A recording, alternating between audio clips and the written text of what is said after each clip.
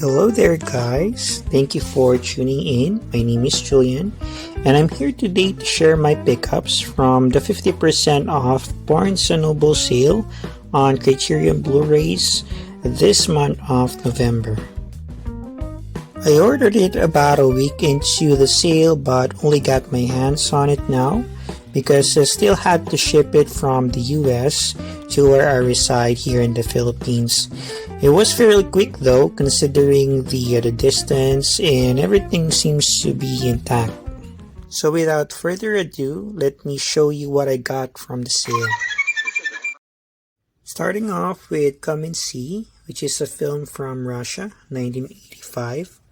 This is a blind buy for me and I haven't seen it. I have only read the plot and heard others' feedback about it though.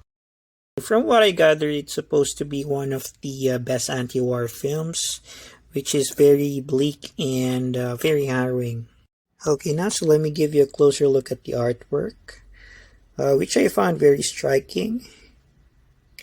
Here is the spine, and here's the Blu-ray at the back. So let me just give you a closer look.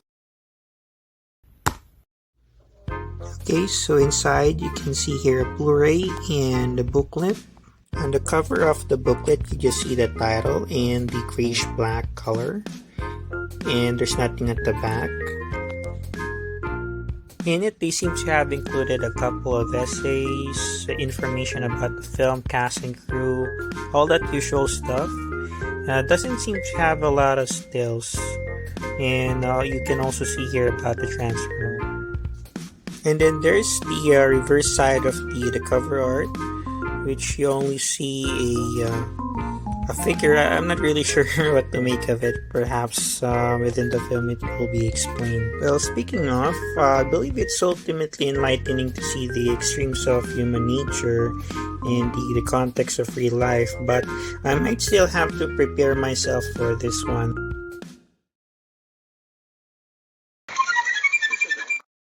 Next one I got is Following from Christopher Nolan, one of the best directors working today, in my opinion. With the release of his latest Oppenheimer, I got to rewatching his films again, and this is one I particularly wanted to revisit because it has been a while since the last time I saw it. I remember really liking it despite the raw and apparent low budget. It's the storytelling that's really engaging. So inside you have a Blu-ray and a booklet. Interesting artwork on the booklet. They seem to have been inspired by the non-linear, fragmented nature of the narrative. Okay, looking at the back, you have here the cast and the credits. Okay, so let's take a look now inside. You have here about the transfer, special things, and some acknowledgements. And then further inside, you can see here an essay.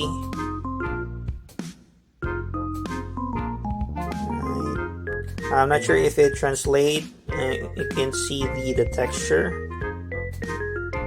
on the paper. So that is all what you get from the booklet. So going back on the plastic case now, so you have here the other side of the artwork.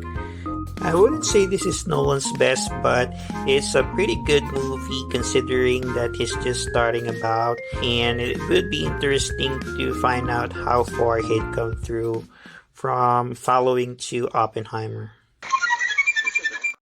Moving on, another blind buy for me. It's the Japanese film Tampopo.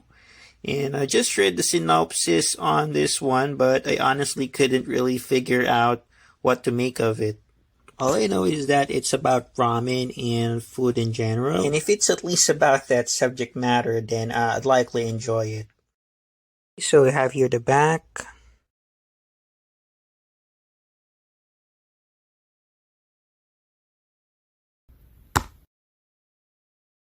Very neat artwork inside, like the use of primary colors here, very bold.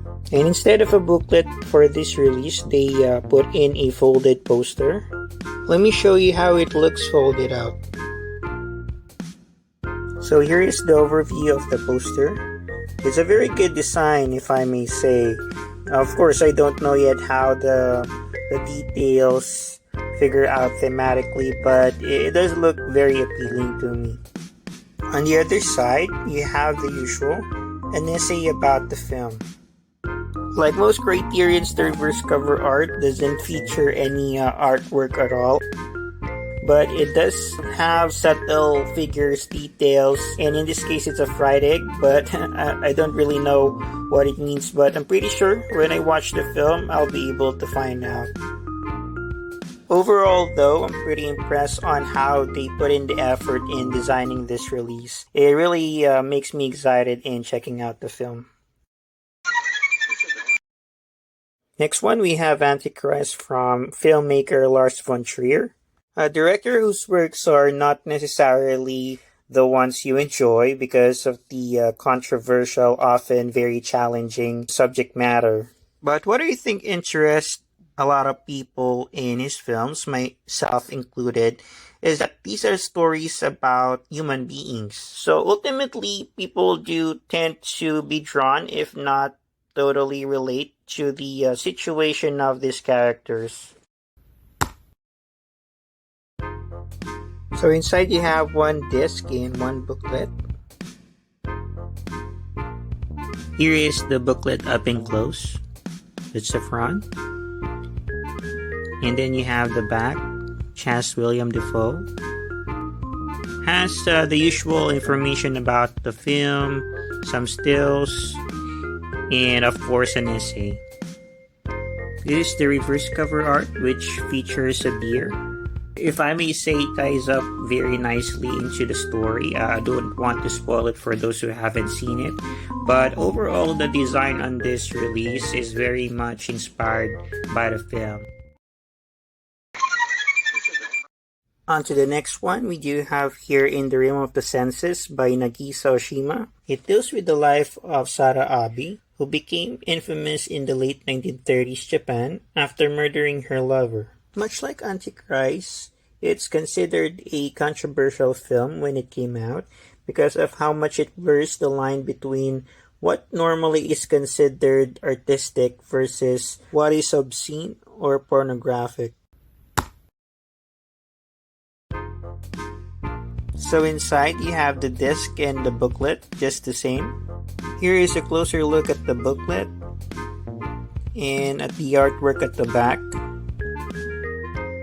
I must say I'm a little disappointed because mine came in with this ding on the edge of the booklet. So I went ahead and covered it up with a Sharpie, and it doesn't seem to be that noticeable from a distance.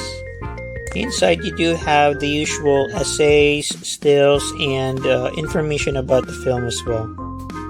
And here's the reverse side of the cover art. That's Sada Abe's face on the right. Most would probably associate Japanese cinema in the best that it can be with the giants such as Akira Kurosawa and Ozu, but I would argue to have Nagisa Oshima as part of the conversation as well, just for the fact that his ideas are much different and polar opposite of the other two. It makes for an interesting comparison and contrast at the least. Last but not the least, I got here Billy Wilder's quintessential film noir, Double Indemnity. This is a personal favorite of mine and actually the one that introduced me to the work of the director. Besides film noir, he's made musicals, comedies, dramas, and even war films, and there's hardly anything that you wouldn't enjoy among them. I mean, he's an all-time great in my book. So inside we have a booklet and 3 discs, 1 4K and 2 Blu-ray discs. Here is a closer look at the booklet, the front with Barbara Stanwyck lighting a cigarette. At the back you have Fred McMurray, who's probably thinking of that anklet, and the smell of Hanisako. This time we'll be getting a fold out instead of a traditional booklet. You have an essay, and the list of the cast and the credits. Here's the reverse side of the cover art, which has Stanwyck and McMurray.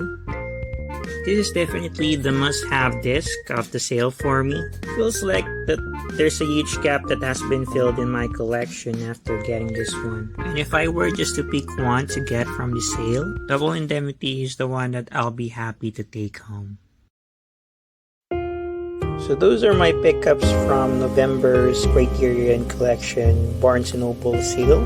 Thank you so much for joining me today. And I'd like to know what you think about them, and if you also did participate in the sale, I'd like to know which titles you picked up. Leave me a comment down below and let's continue the discussion. I hope you can join me again next time. Until then, take care. Bye-bye.